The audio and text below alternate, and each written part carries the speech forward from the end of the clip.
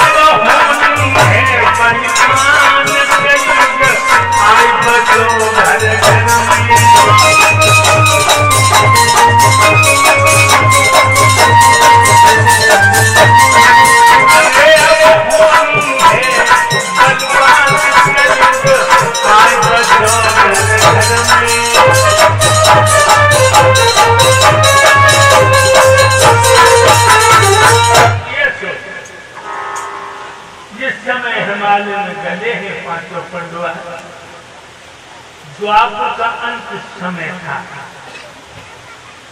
कलयुग आने वाला। दिल्ली आई टकराती हुई एक सामने रो रही है, रमा रही है, टकरा रही है, चल रही है, चल रही है, भटक रही है, जीव भटक रही है। आंखों से आंसू गिर रहे, थक थक कांप रही। और गाय के पीछे एक बैल जिसकी कमर तन के नीचे को दूसरी कछु कछु लंगड़ाया, कछु कछु लंगड़ाए रहो। बैल के पीछे काला कलू का चांदाल हाथ मूछन लिए हुए आया है। जिस समय गाय और बैल पर मूछन पड़ता है,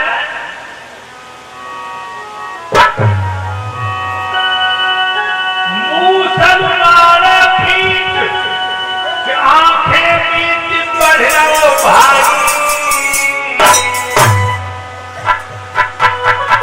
और बैल की टूटी कमरी लेके हो तो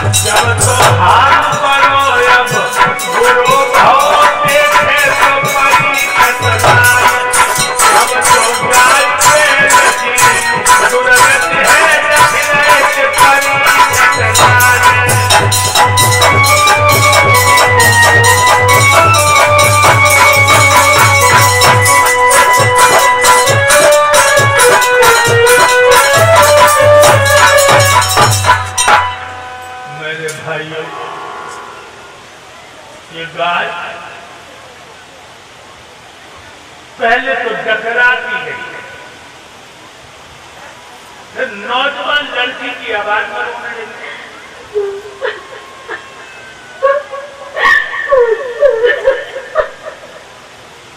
क्या कह रही है रोते हुए? पहले गाय की तरह टकरा रही थी, अब जब लोकना की तरह रोने लगी और बोली,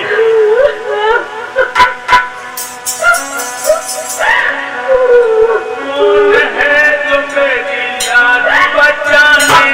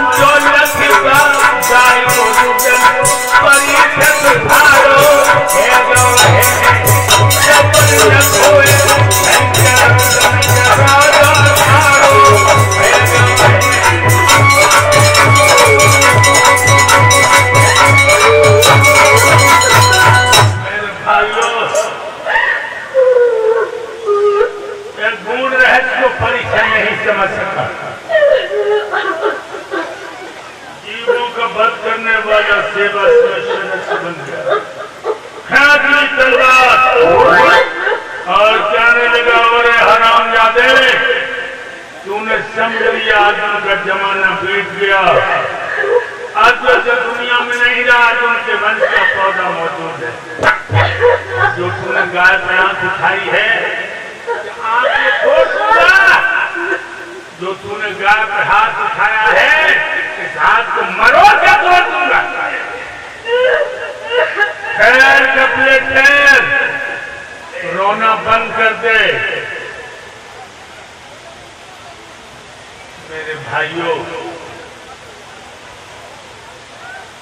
एक गाय पर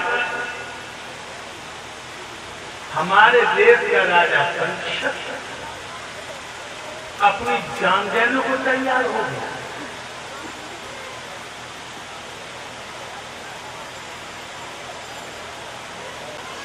जहाजों में मांस लग के ज्यादा आया। हमारे देश का राजा परीक्षित एक गाय पर प्राण देने को तैयार हो गया। आज हजारों गाय कुचड़ खाने में कट नहीं, कोई नेता आवाज नहीं देगा। आवाज देगा तो वोट बैंक कम हो जाएगा, बैंक वोट कम हो जाएगा। तो हिंदुओं तुम बता सकते हो क्या फायदा मिला इस भाजपा से?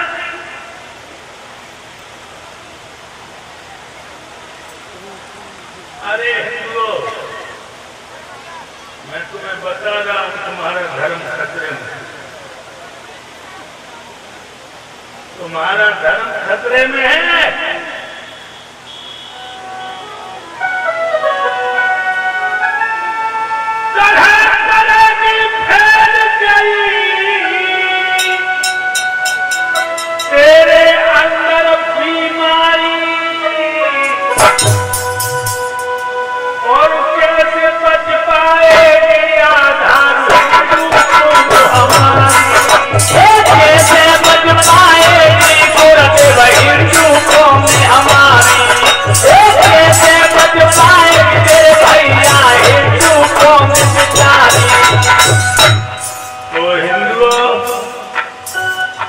तुम्हारा दिन खतरे में है।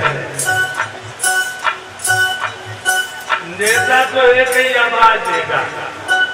हम 50 साल से सुन रहे हैं, 50 साल से सुन रहे हैं, खतरे से गुजरना है। पाकिस्तान ने परमाणु बम बना लिया, तुम रसगुल्ला बना लिया।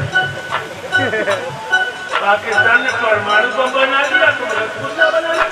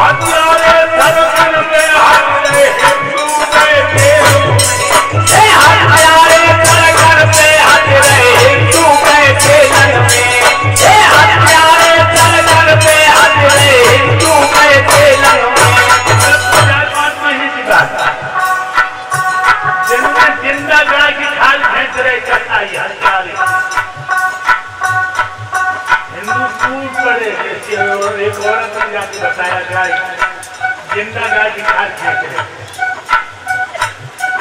3 भजिया कथा इसमें पकड़ लिया। हनुमत मारपीट कर गई, जो पिटे थे तो सरकारी झगड़ा से मिली। और हिंदुओं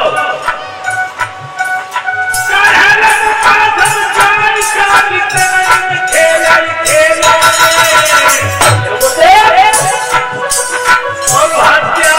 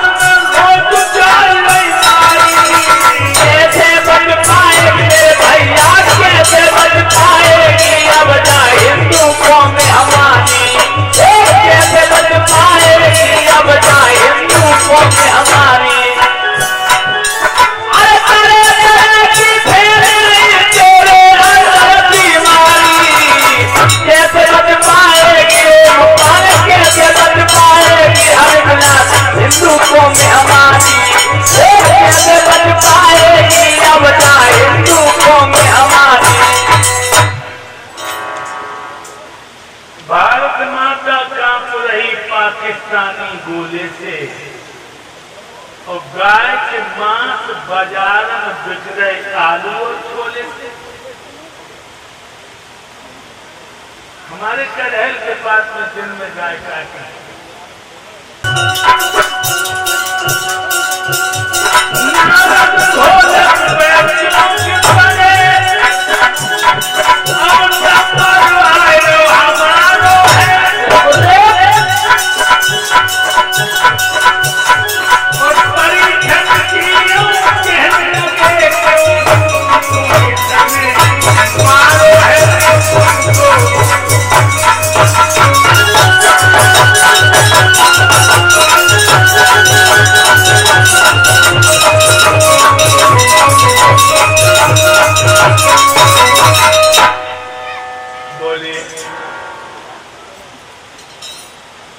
क्या कहा?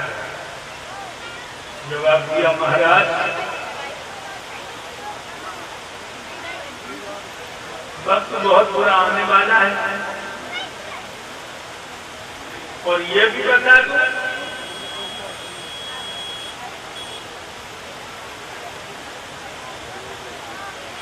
क्षत्रिय कुमार सो जाएंगे जागे से डरेंगे नहीं और बड़े बड़े शेर बंदर घुर्जी में जम जाएंगे। क्षत्रियों का अधिकार जाने वाला है कि राजनीति बनियों का व्यापार बन जाएगा। परिचय कहने लगे तुम पशु होकर मनुष्य की भाषा में बात करते हो, कौन हो तुम? बैल कहने लगा महाराज मैं बैल नहीं हूं, मैं भूतल पर धर्म चाहता था, अपनी निर्बलता के कारण संसार को छोड़ के जाता था। शत्रु में 20 प्राण थे, मैं तीनों लोकों में व्यापक था। त्रेता में 16 क्षण रह गए, द्वापर में 12 क्षणों से गुजर चला रहा, थोड़ा धर्म दिखाई दे रहा और जो एक सामने खड़ा है काला कलिका,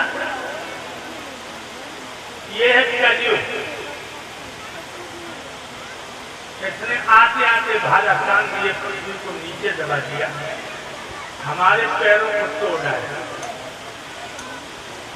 लूला लगना देश की सहायता तो नहीं कर सकता, भागने के अलावा कोई रास्ता नजर नहीं आता। और महाराज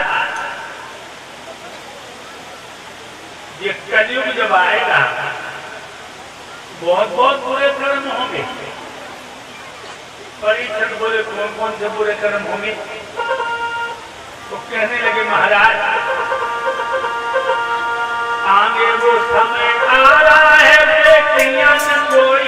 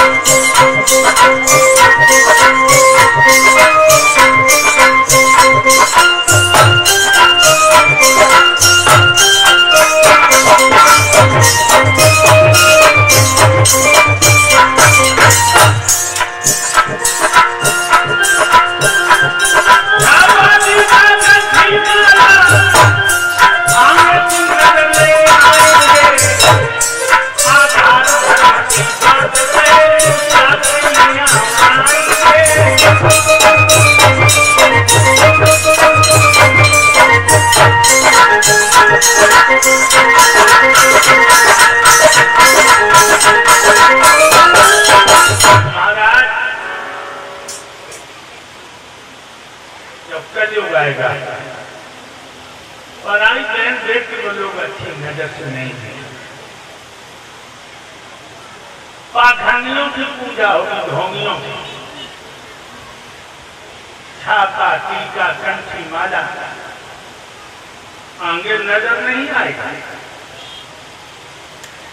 तो लोग धर्म की बात करेंगे, लुच्चे लफंगे कीड़ियां उड़ाएंगे। मंदिरों में व्यभिचार होंगे, गाय काटी जाएंगी। जब ऐसी दशा होगी तो मैं कहां जाऊंगा? गाय मुझे पुतली कहने लगी मैं सारा भाग उठाती हूं, दूरी तिगनी से की बढ़ जाए हमें चिंता नहीं रहती।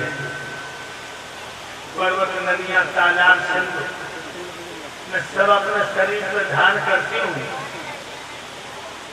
लेकिन पापों से पाप भाड़ में दबी जा रही है।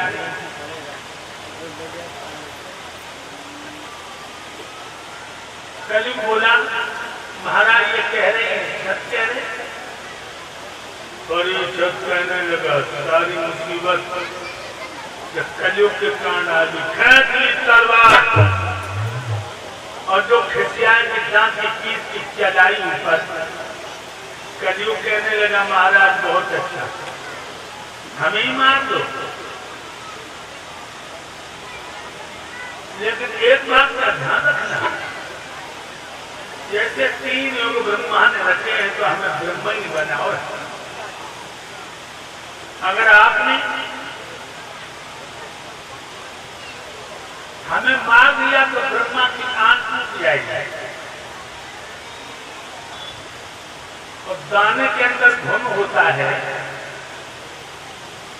जिसमें अवगुण यज्ञ हो तो उसको गुण जरूर होता है। कहने लगे तेरे अंदर तो कोई गुण है नहीं, तू तो शरीर ध्यान दे रहा, तेरा शरीर बीमारियों का घर है। कहने लगा महाराज गुस्सा की माफ हो तो अपने गुण आपको बता दें। परिजन बोले बोल तेरे अंदर क्या गुण है? तो कलयुग कहने लगा मेरे अंदर पहला गुण क्या?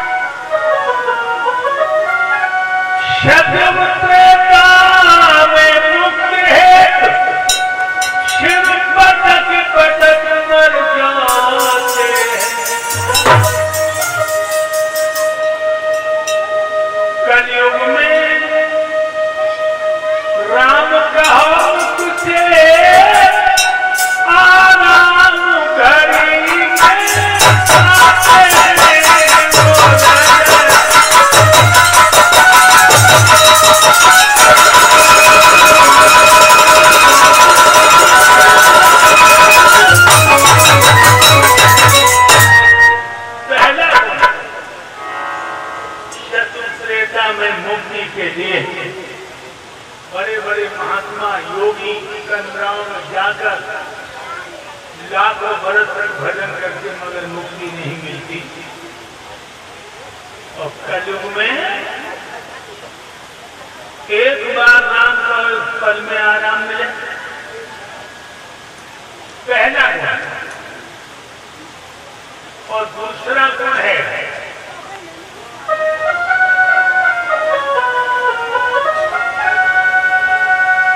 शतन त्रेता में सोचा ही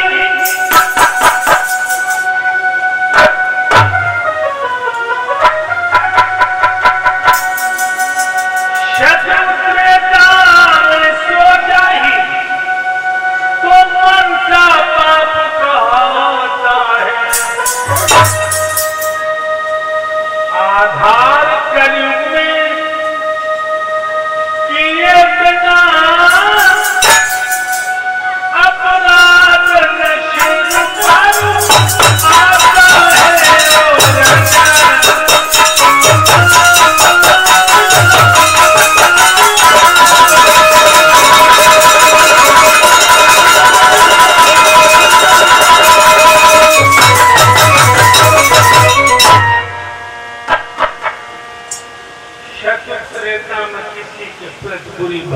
बना लो,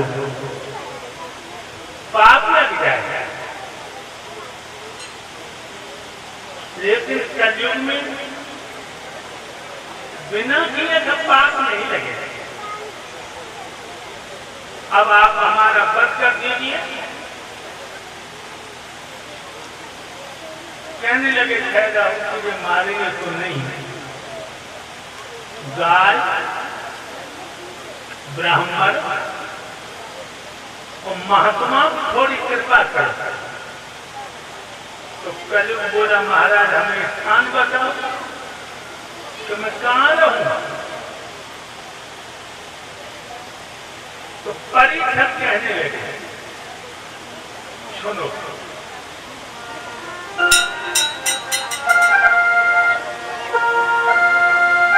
जिस जगह जुआ की बाजी हो, झूठी कटोरियां चलती हो, बेचैन जहां बात हो, मदद की प्यासियां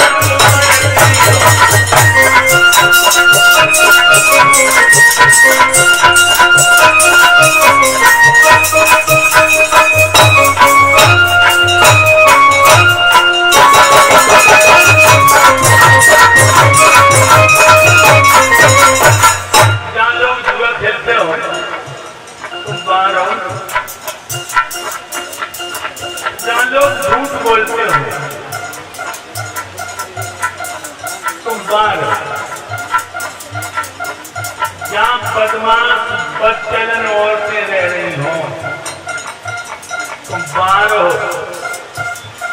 और जहां लोग शराब पीते हो तुम सागबाजों के घर में जाओ। और कहां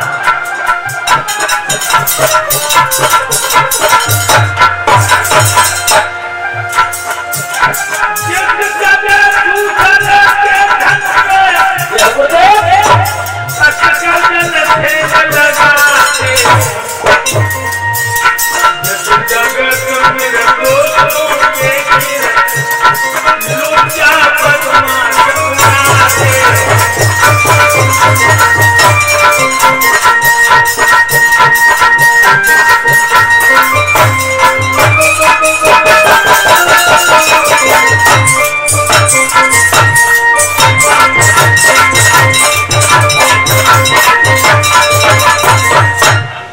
और कहां बताया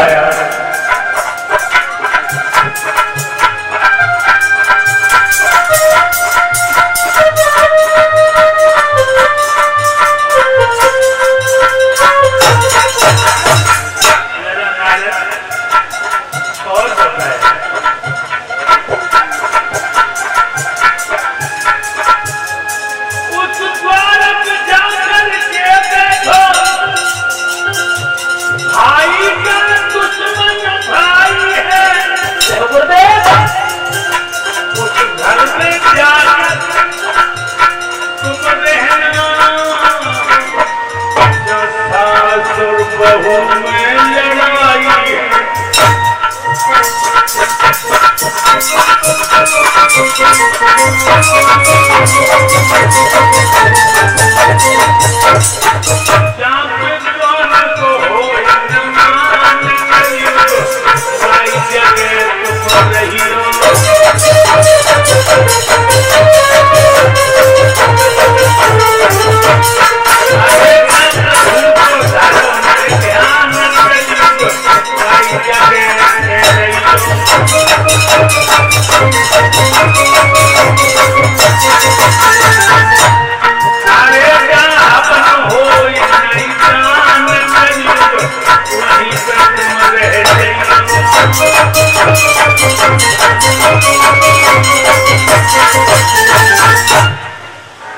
कहने लगे हैं महाराज,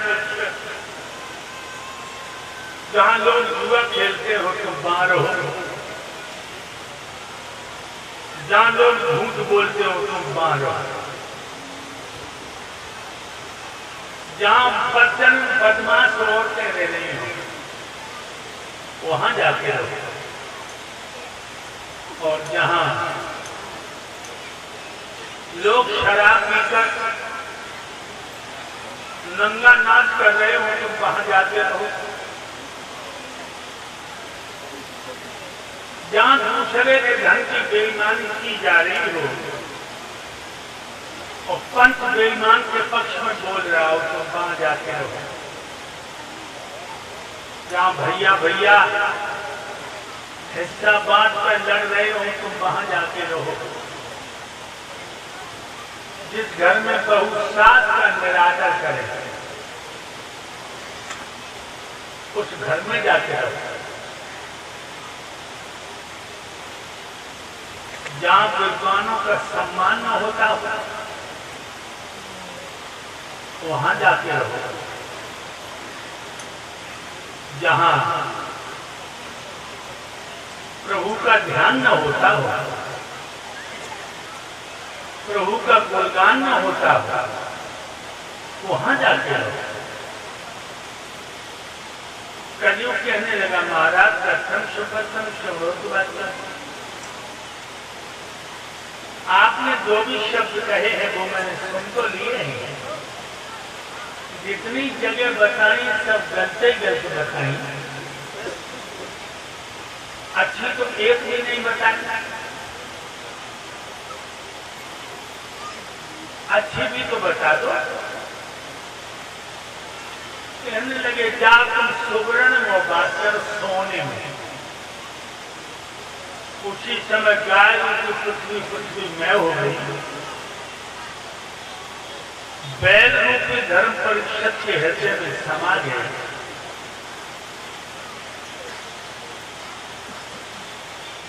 कलयुग ने छलांग लगाई।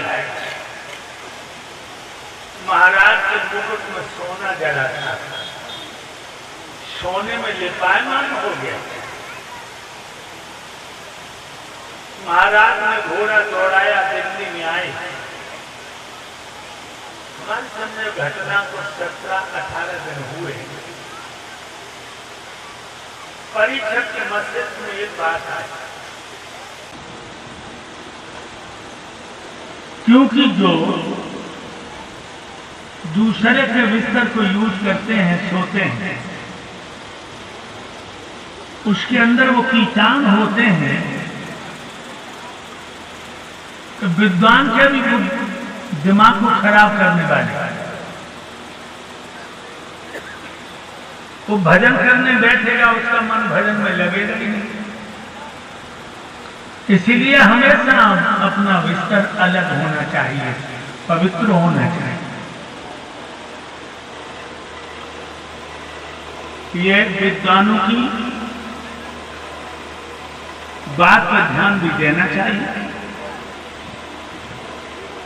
मन पवित्र ध्यान से होता है, तन पवित्र स्नान से होता है। भंडारा कर देंगे नहीं, भंडारा रोज करो तो। और बहनाओं को मैं जरूर बताऊंगा, क्योंकि तुम्हें तुम्हारे पति धर्म पत्नी कहते हैं।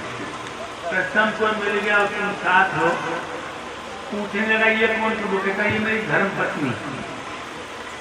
कोई धर्म बहन नहीं कहता, धर्म मां नहीं कहता, धर्म पत्नी। इसका मतलब है कि धर्म में तुम्हारा सबसे पहले हक है। महाराज ने फिर घोड़ा मारा। तीसरी बार जब घोड़ा की गेड़ लगाई तो घोड़ा चल गया।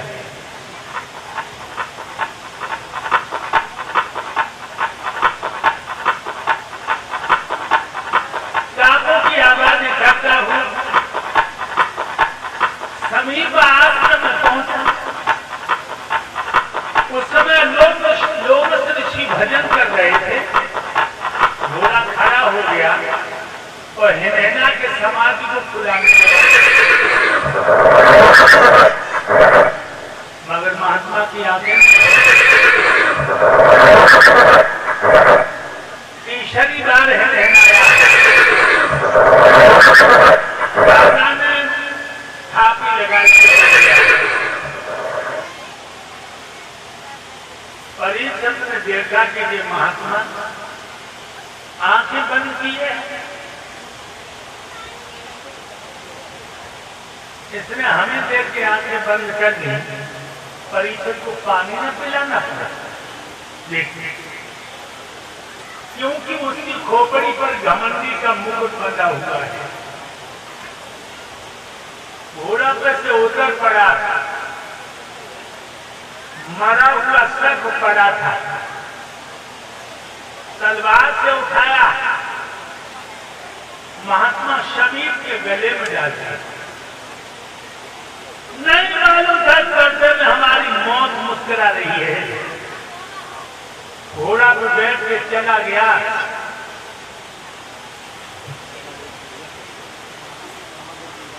इधर पुत्रों ने जाकर समीप ऋषि के बेटा श्रृंगी ऋषि और नदी स्नान कर रहे हैं। जाकर के कहा, भैया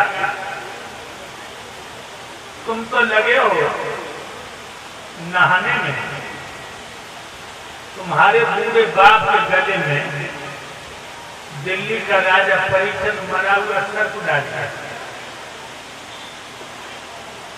महात्मा श्रृंगी ने सुना, उनकी आंखों में खून उतर आया, हाथ में जल दिया और कहा, परीक्षित तुझे मेरा पूरा बाप मेरा था खेलने के लिए, तूने दही के धोखे चूना चाहता है। विधाता ने तेरी मौत मेरे हाथों से लिखी है। और क्या श्राप दिया,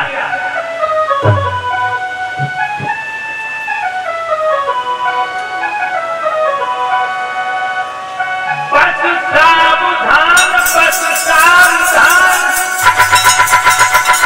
ओ तक्षक जीवित हो जाओ। 8वें रोज इस पापी को दुनिया के ऊपर हो जाओ।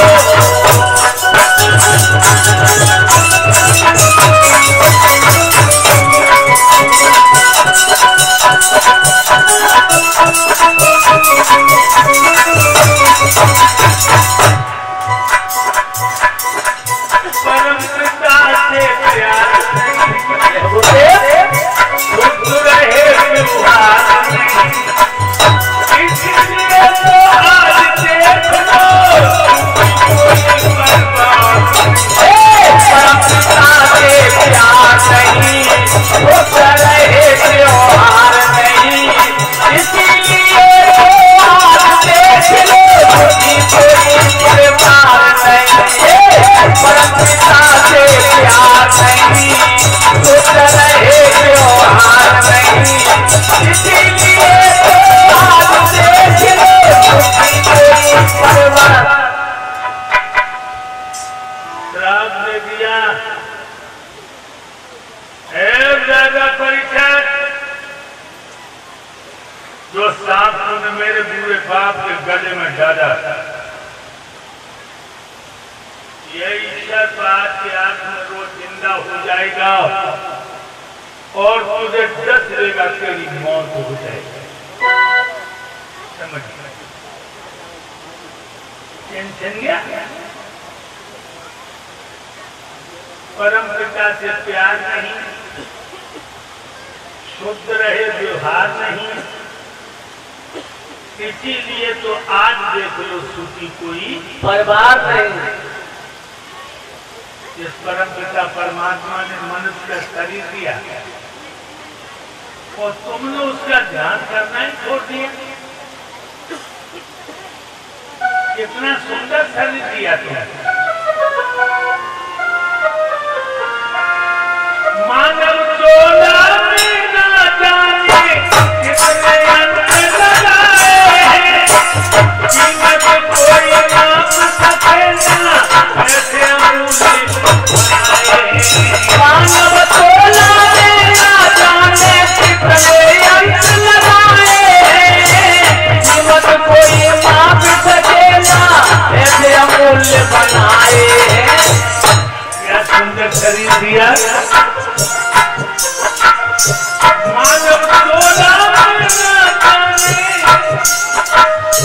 कितने अंत लगाए हैं,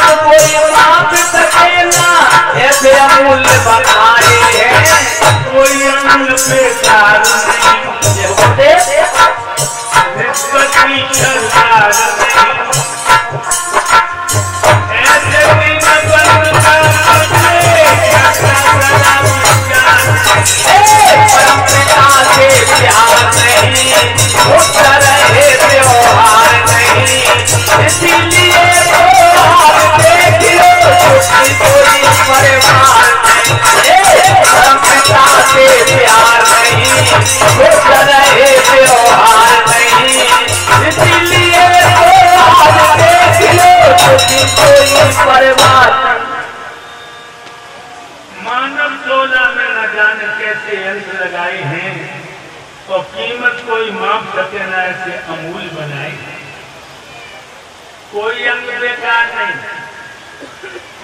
एक एक अंग बड़ा कीमती दिया परमात्मा को, और क्या नहीं दिया उन्होंने? अन्न फूल फल सब जब जाता है, लेकिन है अब सोच नहीं, बदले में कुछ नहीं लेता है। अन्न फूल फल मेरा तुमको समय तलक करू देता है, लेकिन है अब सोच नहीं, बदले में कुछ नहीं लेता है। बड़े कहीं भंडार नहीं, कोई शिकारी चारार नहीं, ऐसे दिन पर मुका पगले करता सदा विचार नहीं। पिता से प्यार नहीं, खुश रहे व्यवहार नहीं, इसीलिए तो देख लो कोई परवार नहीं। पिता से प्यार नहीं, खुश रहे व्यवहार नहीं, इसीलिए तो देख लो कोई परवार। अन्न फूल फल मेवा तुमको समय समय पर देता है, लेकिन है अफसोस यही बदले में कुछ नहीं लेता है। भरे कहीं को भंडार नहीं, कोई सिपाही साझा नहीं, और ऐसे परमात्मा के लिए तुम सुबह शाम थोड़ा वक्त नहीं मिला सकता। भाइयों, उसकी कृपा को देखो, ये बिजली आती है, महीने पर बिल आ जाता, अगर बिल न दो बिजली काट दी जाएगी, लेकिन परमात्मा की बिजली का कभी तुम्हारे पास बिल आया? कौन बिजली बताओ? सूरज चांद सितारों का जन पर्वत को धोखा देते, कहाँ का निशान हुआ? सूरज चांद सितारों का जल का बिजली घर बना हुआ।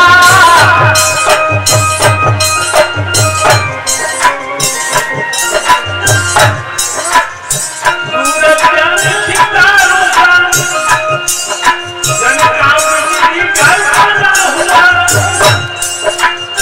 पर्वत को नहीं धोखा देते, कहाँ का निशान हुआ? सूरज चांद सितारों का जल का बिजली घर बना हुआ, पल भर को भी धोखा देते, कहाँ कनेक्शन जुड़ा हुआ। हम और कोई चार नहीं, खड़ी कर दिलदार नहीं, ऐसे दिल पुकार का पगले करता पिता से प्यार नहीं, खुश रहे व्यवहार नहीं, इसीलिए तो देख लो कोई परिवार नहीं। पिता से प्यार नहीं, खुश रहे व्यवहार नहीं, इसीलिए तो देख लो कोई। सूरज चांद सितारों का जल का बिजली घर बना हुआ, पलवर को नहीं धोखा देते, कहाँ कनेक्शन जुड़ा हुआ? बता सकते कहाँ है नफा बढ़ा? खम्मा और कोई तार नहीं, खड़ी कहीं पर दीवार नहीं, कहाँ ऊपर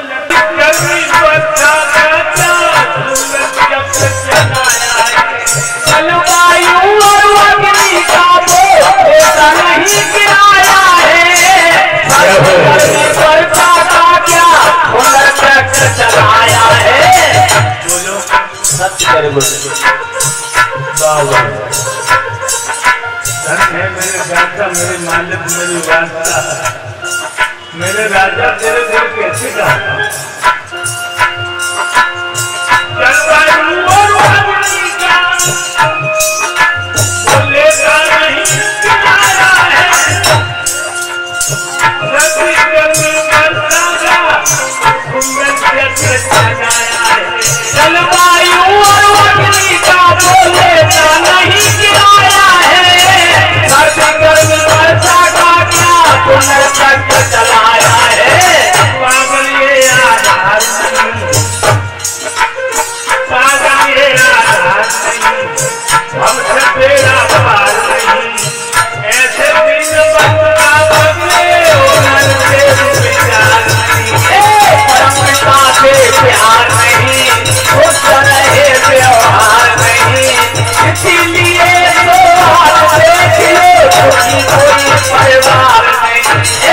परमपिता से प्यार नहीं, खुश रहे व्यवहार नहीं। इसीलिए तो आज देख लो दुखी कोई परिवार। धन्य है प्रभु को आज श्राप दे दिया है राजा परीक्षित। यही श्राप आज में रोज जिंदा होगा तो भी डस लेगा तेरी मौत हो जाएगी। ये खबर जब परीक्षित को लगी, वैराग्य हो गया उसी वक्त। और परीक्षित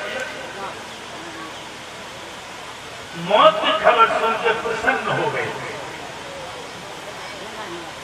आप लोग चौंक पड़े होंगे आघात। मौत की खबर लगते लगते लोग भयभीत हो जाते हो। तुम कह रहे हो खुश हो। भयभीत वो होते हैं जिन्होंने जिंदगी में पाप ही पाप किए। वो सोचते हैं हमने दुष्कर्म किए हैं, मुझे बुरी सजा मिलेगी। और जिसकी आत्मा ही नारी पवित्र है वो मरने से कभी नहीं डरता। वो मौत को तो अपनी सहेली मानता है, क्योंकि मौत उसे प्रभु से मिलाती। परीक्षित ने अपने ज्येष्ठ पुत्र जनमेजय को दिल्ली का तख्त दिया और श्री हरार क्षेत्र में आकर खास पवित्र लगाकर भगवान से ध्यान में सो गए। संत महात्माओं ने जब सुना कि दिल्ली के राजा परीक्षित खाकर बिस्तर लगा गए, अपनी अपनी वर्णकुटियां छोड़ दी संतों ने। चारों तरफ से परीक्षित को भेज दिया।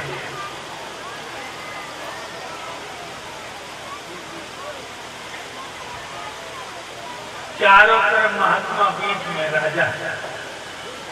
भरद्वाज, कर्म, कर्तान, व्यास, वशिष्ठ, डूमस, संगी, पाराशर, बालकर, कुंभज, कड़वृषि, पाराशरी अपनी अपनी बुद्धि से मुक्ति का मार्ग बता रहे हैं।